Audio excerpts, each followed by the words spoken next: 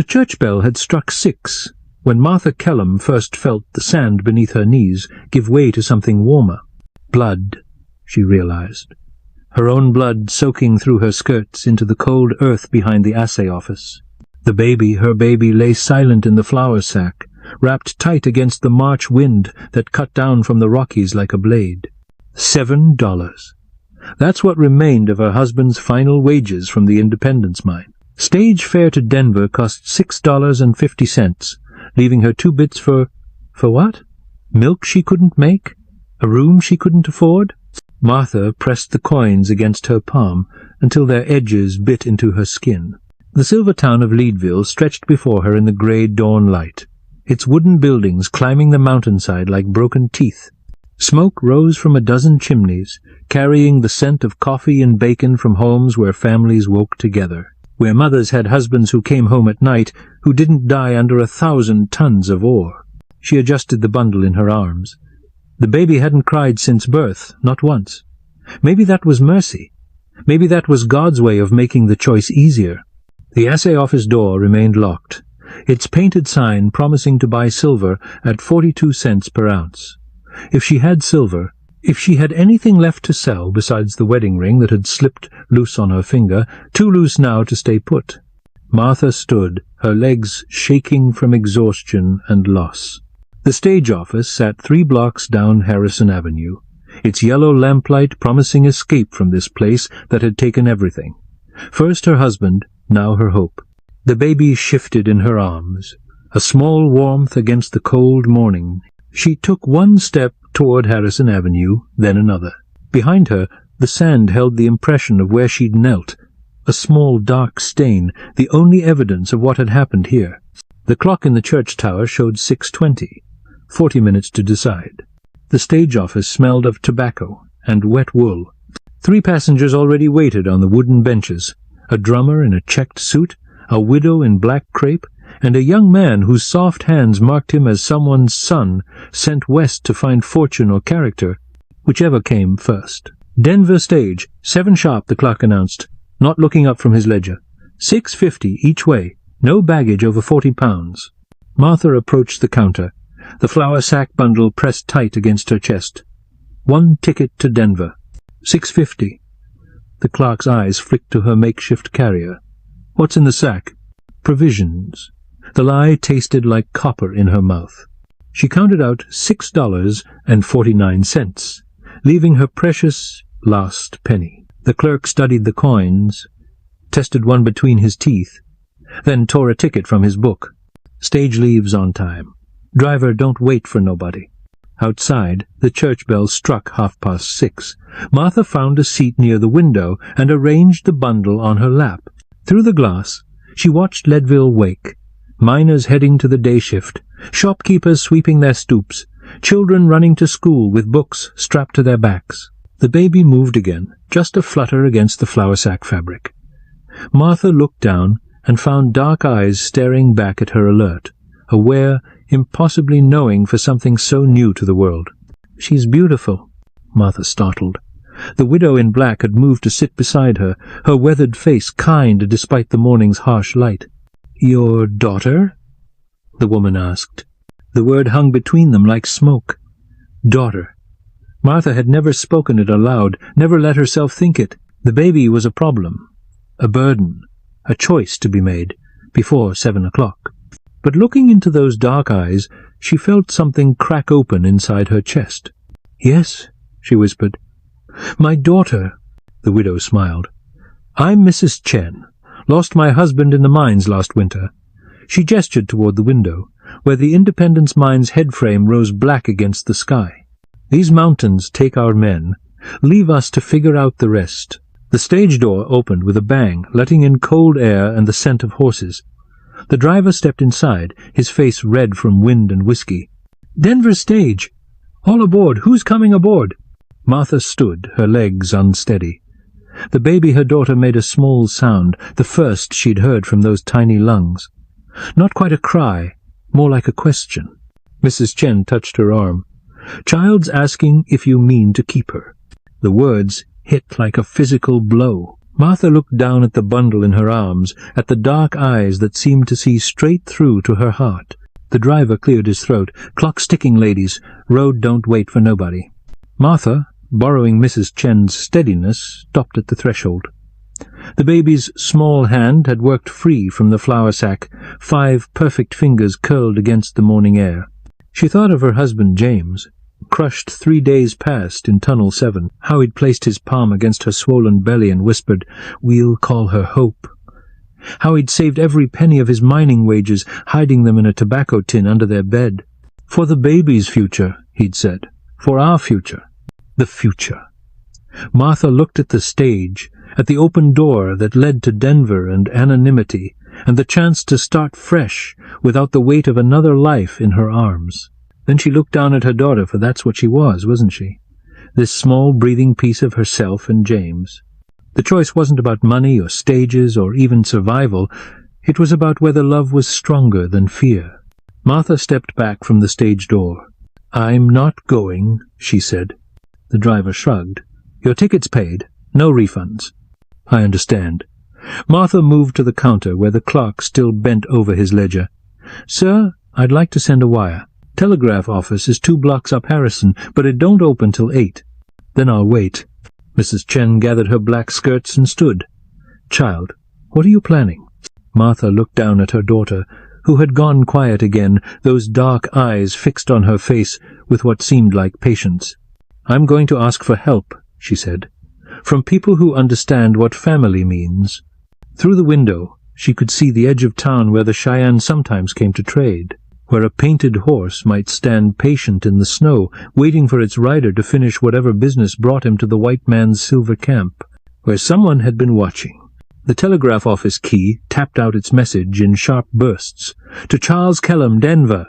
James died in mine. Have baby girl. Need help. Martha. 25 cents to send 10 words across the mountains to her husband's brother." 25 cents she didn't have until Mrs. Chen pressed a silver quarter into her palm. "Family helps family," the Chinese woman said simply. Martha cradled her daughter. She'd started thinking the word naturally now against her shoulder as they walked back toward the center of town. The baby had taken a little milk from a rag soaked in warm water, enough to stop the hollow feeling in Martha's chest. But milk cost money. A room cost money. Everything cost money she didn't have. "There's a boarding house on 5th Street, Mrs." Chen said, reading her thoughts. "Mrs. Macready takes in women with nowhere else. She's got a kind heart, even if she hides it behind a sour face." They passed the Independence Mine's entrance, where the day shift was already deep underground, following veins of silver through the heart of the mountain. The mine that had taken James, that had taken Mrs. Chen's husband, that took someone's man most every month. "The Cheyenne," Martha said suddenly. "At the stage office this morning, you said someone was watching." Mrs. Chen nodded toward the edge of town. "Been there since dawn. Painted pony, warrior in winter clothes. Just watching." "Watching what?" "You, I think. You and the baby." A chill ran down Martha's spine that had nothing to do with the mountain wind. Why would— The church bell interrupted her, striking 9 times. As the sound faded, she heard something else. Hoofbeats on the frozen ground, slow and deliberate. The Cheyenne warrior rounded the corner on his painted horse, moving at a careful walk down Harrison Avenue. Shopkeepers stopped their sweeping to watch. Children pressed their faces to windows. Even the town dogs fell silent. He drew rein 20 feet from where Martha and Mrs. Chen stood. Up close, she could see he was younger than she'd expected, maybe 30 winters, with intelligent eyes and silver ornaments worked into his black hair. His horse, a pinto mare with painted symbols on her flanks, snorted steam in the cold air. "You are the woman who gave birth behind the assay office," he said in careful English. It wasn't a question. Martha's arms tightened around her daughter. "How do you—" I watched. He dismounted, his moccasins silent on the wooden boardwalk. "You left blood on the sand, blood of a child born in the shadow of the mountain." Mrs. Chen stepped closer to Martha. "What do you want?" The warrior's eyes never left the bundle in Martha's arms. "My sister died in childbirth 2 weeks ago. left a husband and no baby to feed. In our way, when a child is born at the same time another dies, it means the spirits have made a trade." "I don't understand," Martha whispered. "The baby your daughter should have been she came to us. The baby our daughter should have been she came to you." He reached into a leather pouch at his belt and withdrew something wrapped in soft deerskin. "My brother-in-law, Standing Elk, asked me to bring this." Martha didn't move to take the offering. "What is it?" "Medicine bundle. For protection. For a child who belongs to 2 families now." The warrior's voice gentled. "We do not steal babies from their mothers, but we recognize when the spirits make connections across the divide." The baby stirred in Martha's arms and made that small questioning sound again. The warrior heard it and smiled the first change of expression she'd seen on his face. "She asks if you will let her have 2 peoples to call upon when she needs strength." Martha looked at the medicine bundle in his outstretched hand, at the silver work in his hair, at the patience in his dark eyes. "What's your name?" "Grey Wolf Running.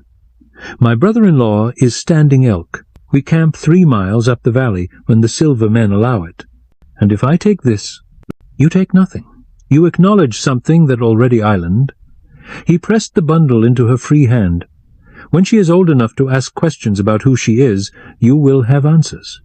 The bundle was warm against her palm, as if it held some of the same life force that moved in her daughter's small body. Martha looked down at the baby, who had gone quiet again, dark eyes reflecting the morning sky. "Her father was named James," she said. "James Kellum. James Kellum's daughter is welcome in Standing Elk's lodge when winter comes hard and the silver town turns cold." Grey Wolf Running touched the baby's wrapped foot with one gentle finger. "Among us, she will never be alone."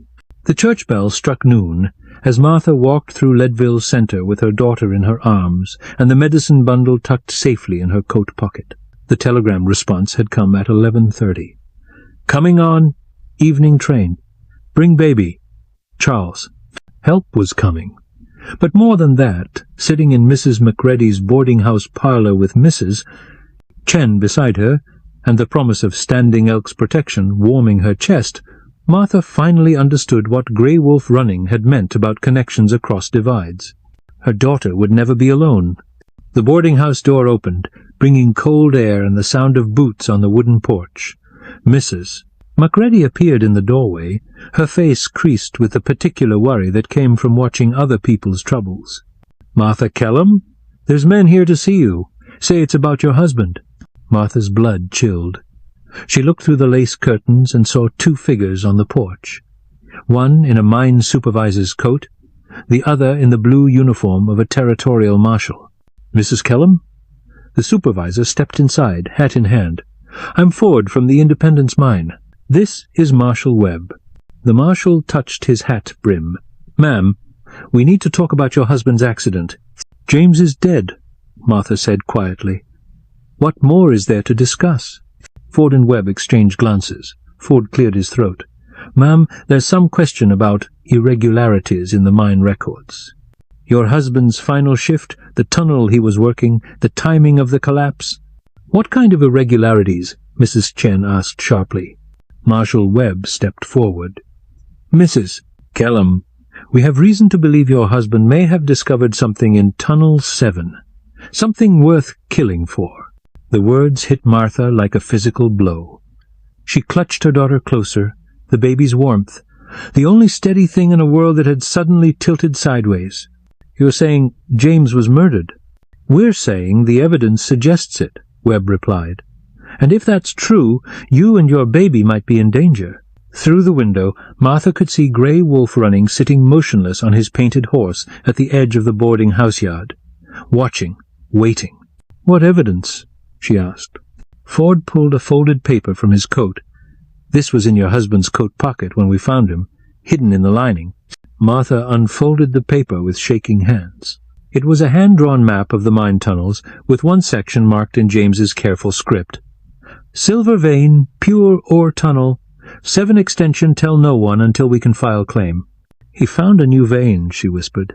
"A rich one," Ford confirmed. "Rich enough that someone wanted him dead before he could report it officially." The baby made her small, questioning sound. Martha looked down into those dark, knowing eyes and felt something steal inside her chest. Who knew he'd found it? "That's what we're trying to determine," Webb said. "But Mrs. Kellum, you need to understand if word gets out about this map, about what your husband discovered. Every claim jumper and desperado between here and Denver is going to come looking for you." "Looking for what?" "For the location. For anything else he might have told you. For leverage to use against you." Webb's face was grim. "You can't stay in Leadville. It's not safe." Martha stood, her daughter secure in her arms.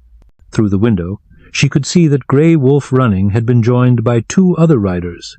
Standing Elk, she guessed, and another Cheyenne man she didn't recognize. "Marshal Webb," she said quietly, "what if I didn't want to leave? What if I wanted to file my husband's claim and work it myself?"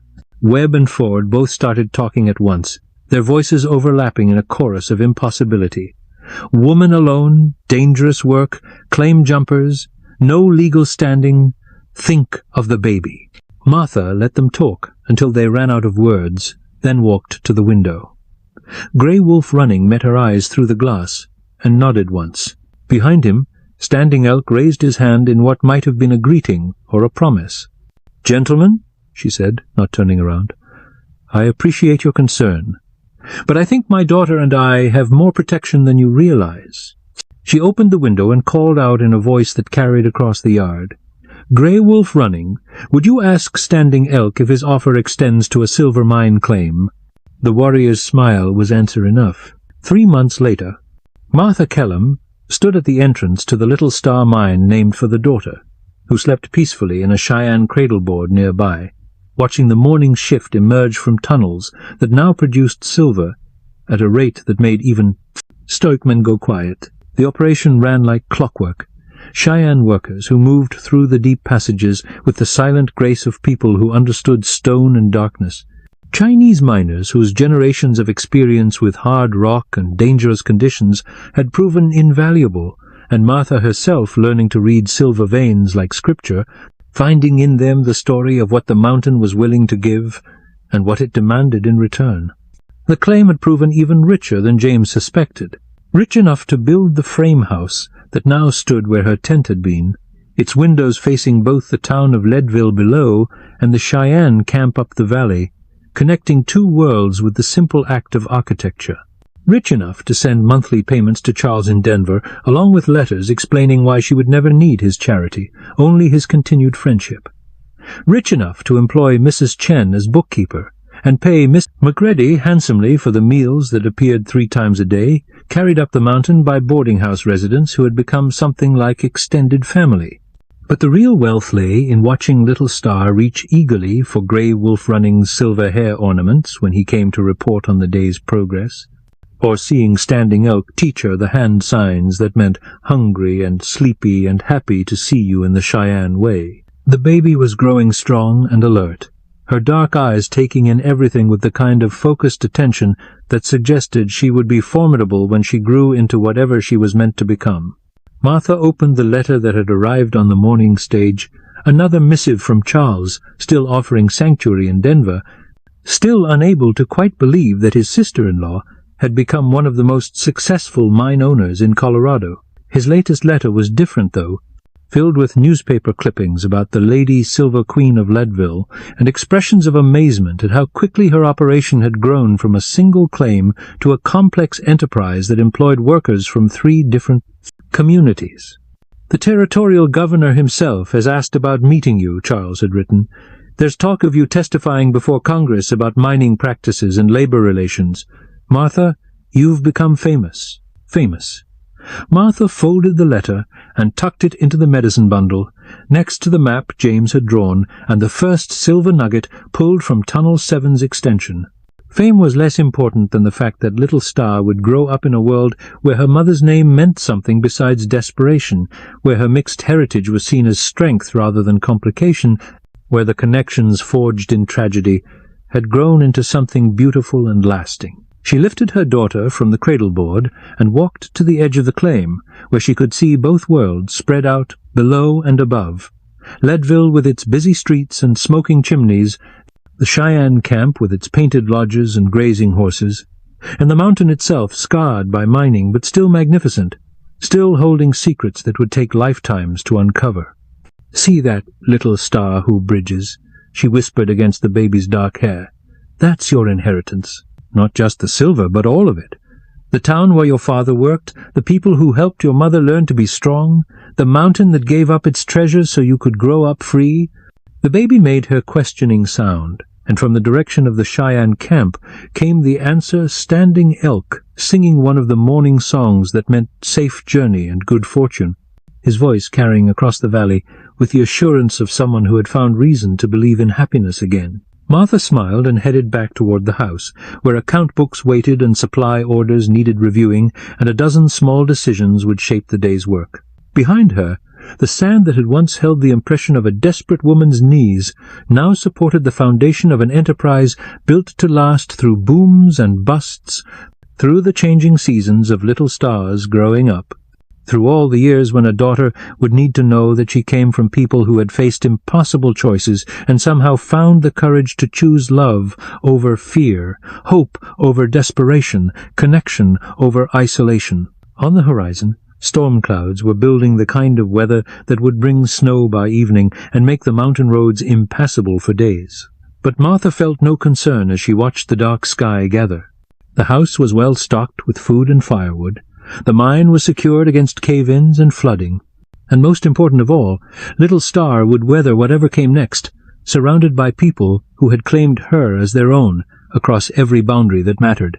Standing Elk's song drifted down from the mountain, joined now by other voices, Grey Wolf Running's deep bass, Mrs. Chen's clear alto, even some of the Chinese miners who had learned enough Cheyenne to join the morning blessing. The sound rose and fell with the wind, carrying promises that went deeper than language, older than the divisions between peoples, stronger than whatever storms might come. In her arms, Little Star Who Bridges opened her eyes and looked up at the darkening sky without fear, as if she understood instinctively that clouds brought not just challenges, but also the snow that would fill the streams come spring, the moisture that would make the mountain meadows green with new growth, the weather that would remind everyone who lived here that survival depended not on individual strength, but on the willingness to take care of each other when the world turned cold and dark. Martha carried her daughter inside, where lamplight waited and supper simmered on the stove, and tomorrow's possibilities lay spread across her desk like maps of territories not yet explored but already claimed by hope. If something in this story touched you, linger with us. We'll handle the rest.